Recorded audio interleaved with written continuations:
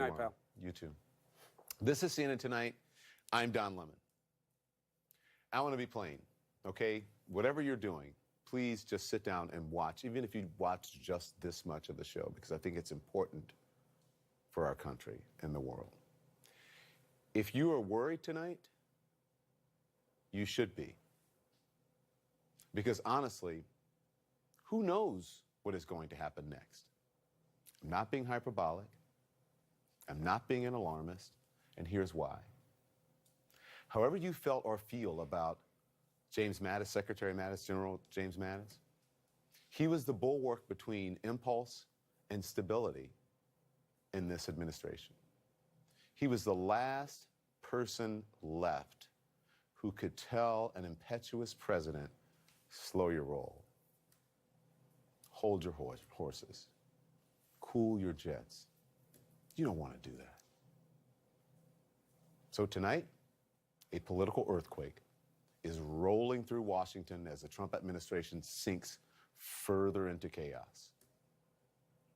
Defense Secretary James Mattis, hailed as a great military leader, is resigning after the president falsely claimed ISIS is defeated and announced he is withdrawing troops from Syria. Mattis also knows that that is a false and dangerous position for the United States military to take. He is also said to be against the president's expected order to withdraw about half of U.S. forces from Afghanistan as well. Now, in this country, the President of the United States is the Commander-in-Chief of the U.S. Armed Forces. That is the way it works. It's momentous.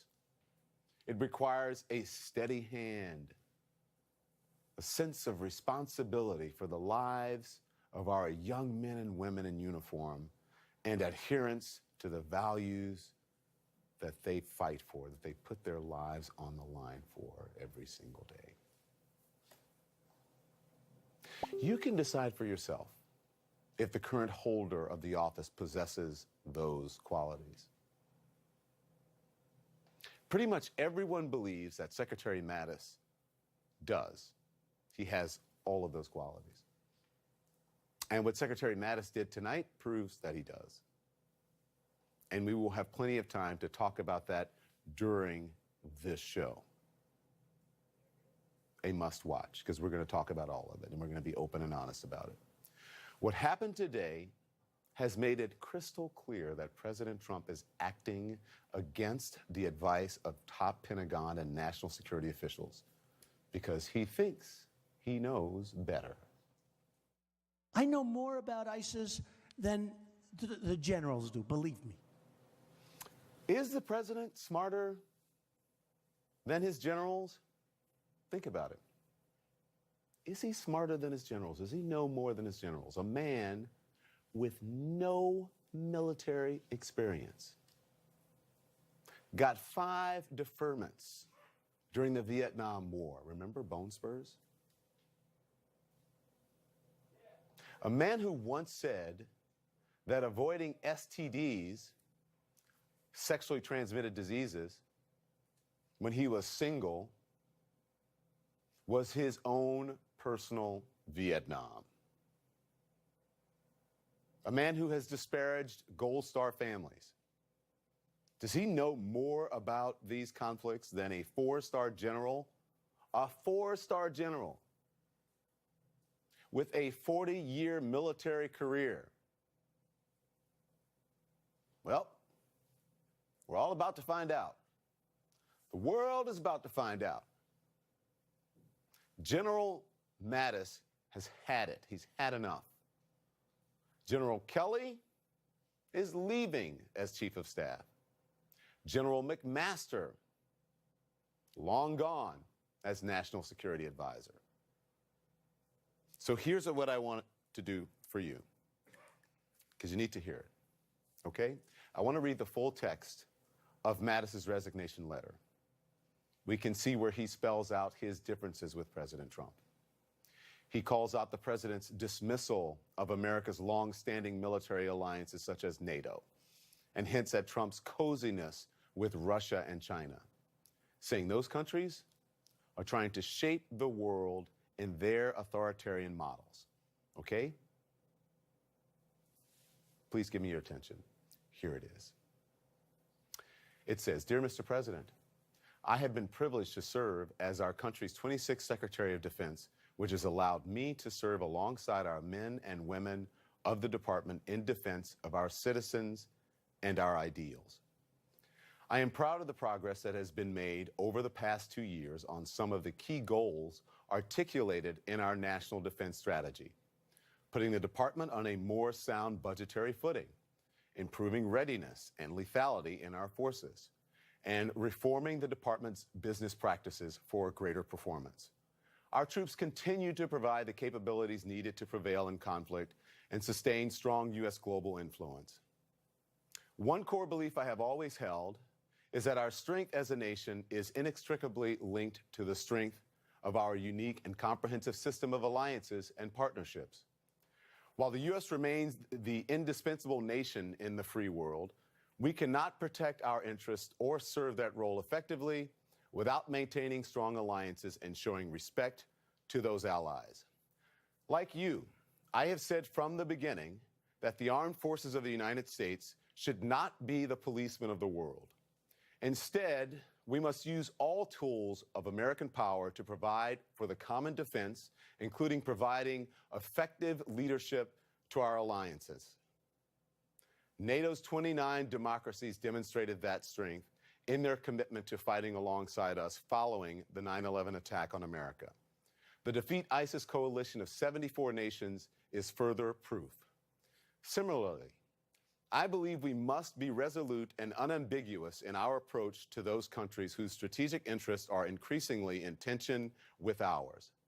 It is clear that China and Russia, for example, want to shape a world consistent with their authoritarian model, gaining veto authority over other nations' economic, diplomatic, and security decisions to promote their own interests at the expense of their neighbors, America and our allies. That is why we must use all the tools of American power to provide for the common defense. My views on treating allies with respect and also being clear-eyed about both malign actors and strategic competitors are strongly held and informed by over 4 decades of immersion in these issues. We must do everything possible to advance an international order that is most conducive to our security, prosperity, and values. And we are strengthened in this effort by the solidarity of our alliances. Because you have the right to have a Secretary of Defense whose views are better aligned with yours on these and other subjects, I believe it is right for me to step down from my position. The end date for my tenure is February 28, 2019, a date that should allow sufficient time for a successor to be nominated and confirmed, as well as to make sure the department's interests are properly articulated and protected at upcoming events, to include congressional posture hearings and the NATO Defense Ministerial meeting in February. Further, that a full transition to a new Secretary of Defense occurs well in advance of the transition of Chairman of the Joint Chiefs of Staff in September, in order to ensure stability within the department. I pledge my full effort to a smooth transition that ensures the needs and interests of the 2.15 million service members and the 732,079 DoD civilians receive undistracted attention of the department at all times, so that they can fulfill their critical round-the-clock mission to protect the American people. I very much appreciate this opportunity to serve the nation and our men and women in uniform.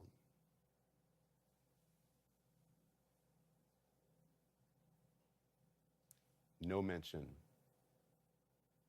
of the president.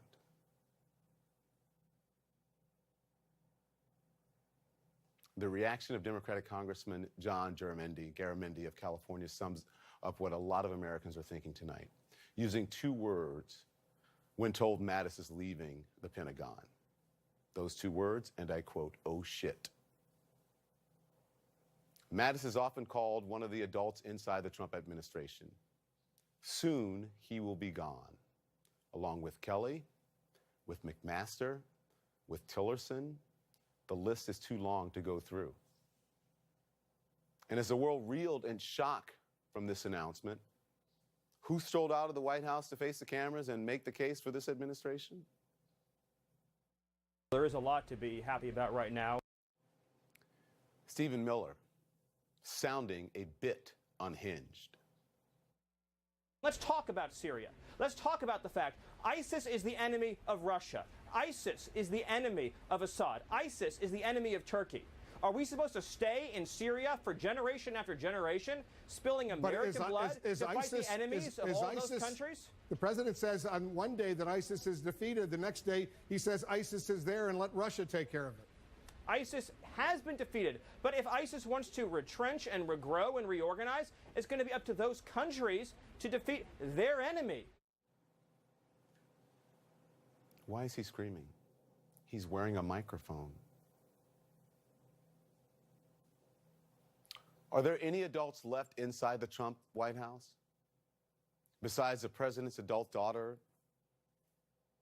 and son-in-law, maybe? And the Mattis resignation comes as the federal government is on the verge of shutting down tomorrow night, days before the Christmas and New Year's holidays. President Trump telling Congress that he won't sign a temporary spending bill to keep the government open if he doesn't get his funding for his border wall.